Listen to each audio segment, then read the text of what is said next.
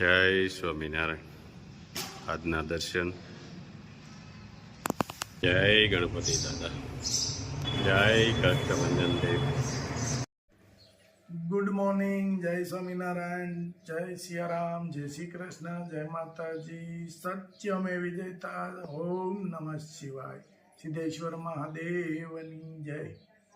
હવે આપણે ચલાળાની અંદર દાન મહારાજની જગ્યામાં સેવા આપતા એવા ભરતદાસ ધામમાં ગયા અને ભરતદાસે આખી જિંદગી કે દાન મહારાજની જગ્યામાં સેવામાં અર્પણ કરી હતી અને ગઈકાલે એ ધામમાં સીધાવ્યા.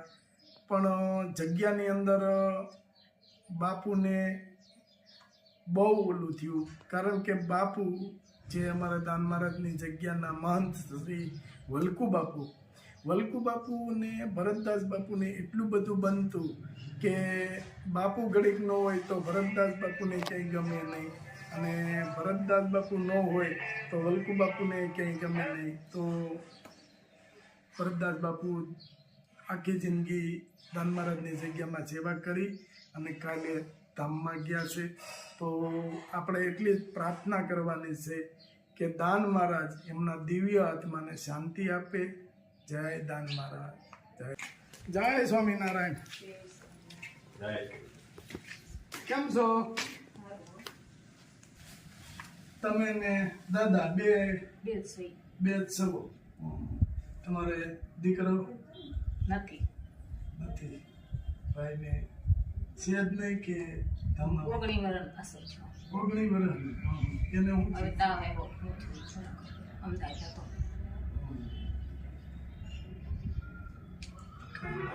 તો તમારે ખાવા પીવાનું કઈ રીતે? ખાવા પીવાનું તો હાડ્યું આવે અને નોય આવે ને આવે સોટાડવાનું.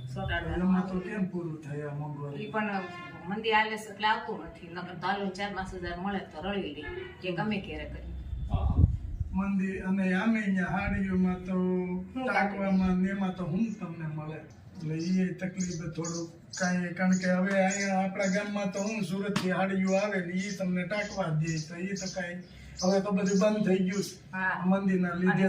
આવે તો એ કોઈ બનાવતું નથી, એ કોઈ બનાવે નહીં, એવું થાય. તો પૂરું પડી રહે છે? પડી તો કઈ નથી રહેતું, પણ તોય શું કરવું? હા બરાબર. તો કાલે એવો સમય આવ્યો કે ભાઈ બહુ તકલીફ આવી જ ગયો.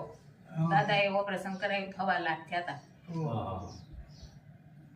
એટલે ઓલાની બધું ગોળી લઈ લઈને જ કરવાનું ને, બેલેન્સ તો કઈ છે નહીં. બેલેન્સ નથી ને બહારથી લઈ લઈને કરવું, અને પાછા દેવા હેમાંથી? એ તો વાત છે, લઈ લે પછી ઈ તો છે ને, લઈને દક્ષ છે ક્યાંથી લેવા? અને લીધા હોય ઈ તો દેવા જ પડે, એમાં કઈ હાલે જ નહીં. એમાં તો હાલે નહીં. પણ તો એ ઓલાની ગોળે કે આવક દવાખાનું વિના આવ્યું હોય ત્યાં તો કઈ હાલતું નથી. ત્યાં તો હાલતું નથી, અને આવક વિનાનું પાછા દેવાય ક્યાંથી? ઈ તો વાત છે. તો કાલે એવું બને કે ખાવા પીવાનું તમારા ઘરમાં ન હોય? હા, ઈ તો ભાઈ આ મોંઘવારી છે અને સમય છે, શું કરવું? પણ કમાવા વાળું કોઈ નથી એટલે એ તો તકલીફ થોડીક રહેવાની જ છે. કારણ કે ઉંમર થતા હવે તમારેથી તો કઈ થવાનું નથી, દાદાથી કઈ થાય નહીં કામ, તો એ તકલીફ તો રહેવાની જ છે. એને અહીંયા પગ દુખે, હાન થાય થાકી અને હવે થોડુંક પેલા જેમ કામ, અને આમે પેલાની જેવું તો કામ ન થાય ને ઉંમર થતા. હવે ગાડી લઈને બહુ નથી જાતા, એ તો જવાનું જ નહીં, અને હાજે થાવ બંધ. હા, અને એ તકલીફ હોય એટલે તમારે કારણ કે અંજવાળું સામું પડે નહીં, ભટકાણી હોય તો તકલીફ થાય. એટલે બધું ઈ દક્ષ છે. કાંઈ વાંધો નહીં. તમારા માટે અમે લાવ્યા છે, તમારે 6 મહિના આરામથી વહી જાય એટલું લાવ્યા છે. ત્યાં રોટલી ખાવા જોઈશ ને હું જોઈશ. એમ ત્યાં ભગવાન આપણે બહુ માલાફોલી ન કરી. હા, અને ત્યાં ભગવાન કોક નું કોક સામું જોહે, કોક ના કોક આવી જાય. તમારે 6 મહિનાનું ખૂટે ત્યાં સુધીમાં કોક નું કોક આવી જાય. કાંઈ વાંધો નહીં, ઉપાધિ નહીં કરવાની. ના રે હવે કરીને હવે હું તો એમ ખાઈ પીને આનંદ કરવાનો, ભગવાનનું ભજન ઈ બહુ મને દર્દ થયું. કાંઈ ભાઈ હવે એ તો ભગવાનના હાથની વાત છે, અને ઈ હોત તો તમારે ક્યાં ઉપાધિ હતી? તો તમારે ક્યાં કોઈ લેવું હતું? હા એમ પણ હવે એ તો આપણા હાથની વાત તો નથી, ભગવાનના હાથમાં છે બધું. રોવે નહીં રોવામાં અને તમે જેટલું એની પાછળ ભૂખ કાઢી નાખે મારી.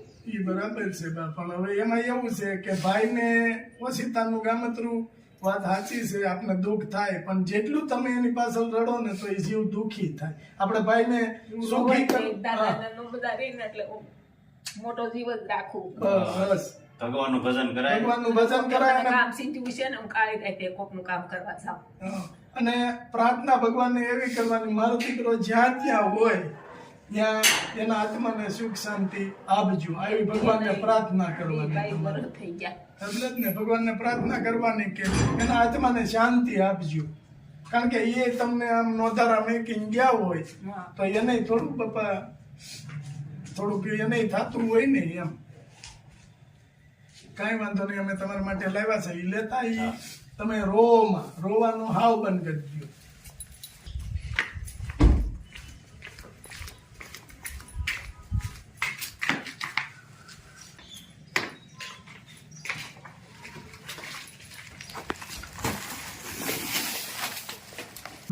આટલું લાવ્યા છે તમારા માટે, બરાબર. આ તમારે દાદાને તમે બે સૌ એટલે 5-6 મહિના કદાચ વહી જાય.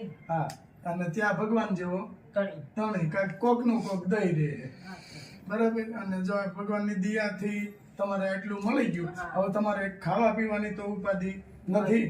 ખાઈ પી આનંદ કરજો, ભગવાનનું ભજન કરજો, અને ભાઈને બહુ સંભાળવા નહીં, કારણ કે તમે 2 વ્યક્તિ છો ઘરમાં, 2 તમે ઢીલા પડો તો દાદા ઢીલા પડી જાય. હવે એના મનને તો હું વીતતી હોય, કોઈ પણ માણસ હોય જુવાન એવું ન હોય બા. તમ તારે અમે ઓલાને ઘોડે તમે એમ સમજો કે મારા દીકરા છે, એમ સમજો બસ. ભગવાન એક દરવાજો બા બંધ કરે ને તો બીજા 2 ખોલે, કોઈ પણ હોય. એક દરવાજો બંધ થયો હોય, બીજા 2 દરવાજા ખોલે. અને એ તો ભાઈ સમયનો વાત છે, એટલે એ દુઃખ લગાડતા નહીં, શાંતિથી ખાઈ પી આનંદ કરજો, ભગવાનનું ભજન કરજો, ભગવાનની માળા કરજો, અને તમારું જીવન સારી રીતે જીવો એવું અમારી ઈચ્છા છે, કે તમે સારી રીતે ખાઈ પીને આનંદ કરો ને એવી ઈચ્છા અમારી છે. એટલે ભાઈના આત્માને શાંતિ મળે એવી પ્રાર્થના કરવાની, આપણે દુઃખી નહીં થવાનું.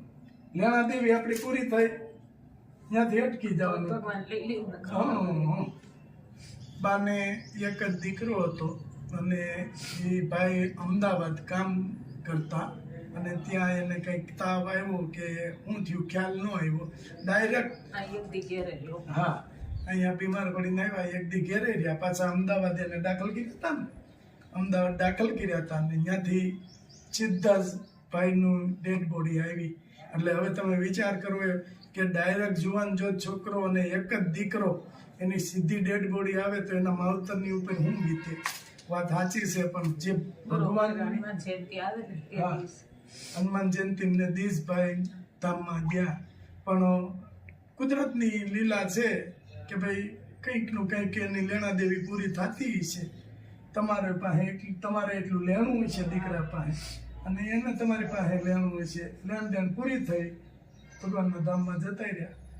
કાંઈ વાંધો નહીં, એ બાબત દુઃખી ન થતા. તમારે કાંઈ પણ હોય તેથી અમને ફોન કરજો, અમે નંબર આપતા જાઉં, તમે તારે ફોન કરજો, ખાઈ પીને આનંદ કરજો, અને ભગવાનનું ભજન કરજો. આ કીટના દાતા અમદાવાદથી છે, એને નામ દેવાની ના પાડી છે, એને આશીર્વાદ આપો બા. એને ભગવાન ઘણું ઘણું દે ને શાંતિથી જીવે, હવ શાંતિ આપે ભગવાન. બસ, અને એના બાળ બચ્ચા આવું કાર્ય કરતા રહી. બસ, અને એના બાળ બચ્ચાને ખૂબ આગળ વધારે. ગરીબ માણસને દેશ અને ઈ ભગવાન સારું કરશે. ચાલો, જય સ્વામી. જય જય સ્વામી. સ્વામિનારાયણ. આવજો. જય સ્વામિનારાયણ. આવું નવું હા ક્યારે હા, ધ્યાન ધ્યાન રાખજો. તમે ઉપાધિ નહીં કરતા, સોરી, બિલકુલ. હા એ તો ઉપાય. સ્વામિનારાયણ.